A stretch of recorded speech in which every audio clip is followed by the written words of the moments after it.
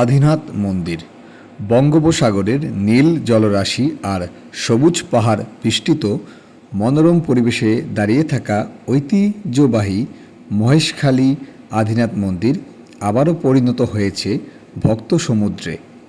মহা শিব চতুর্দশী উপলক্ষে দেশের বিভিন্ন প্রান্ত থেকে হাজার হাজার সনাতনী ভক্ত এই তীর্থধামে সমবেত হয়েছেন। রাবণের কিংবদন্তি ও আদিনাথের ইতিহাস।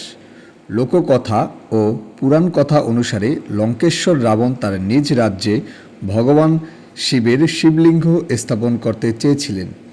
তপস্যার মাধ্যমে মহাদেবকে সন্তুষ্ট করে তিনি শিবলিঙ্গ লাভ করেন। তবে সত্য ছিল পথিমধ্যে কোথাও শিবলিঙ্গ ভূমিতে স্থাপন করা যাবে না।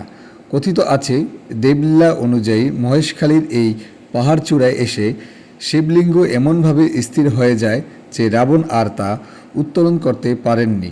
অবশেষে তিনি বাধ্য হয়ে শিবলিঙ্গ সেখানেই রেখে লঙ্কায় ফিরে যান। বহু বছর পর মহেশখালীর এক ধর্মপ্রাণ ভক্ত স্বপ্নাদেশ লাভ করেন। স্বপ্নের নির্দেশ পেয়ে তিনি পাহাড়ের উপর সেই পবিত্র স্থানে মন্দির প্রতিষ্ঠা করেন। পরবর্তীতে মন্দিরটির নামকরণ হয় আদিনাথ মন্দির, যার অর্থ আদ্য শিব বা প্রাচীন নাথ। মহাশিব চতুর্দশী উপলক্ষে ভোররাত থেকেই শুরু হয় ধর্মীয় আনুষ্ঠানিকতা।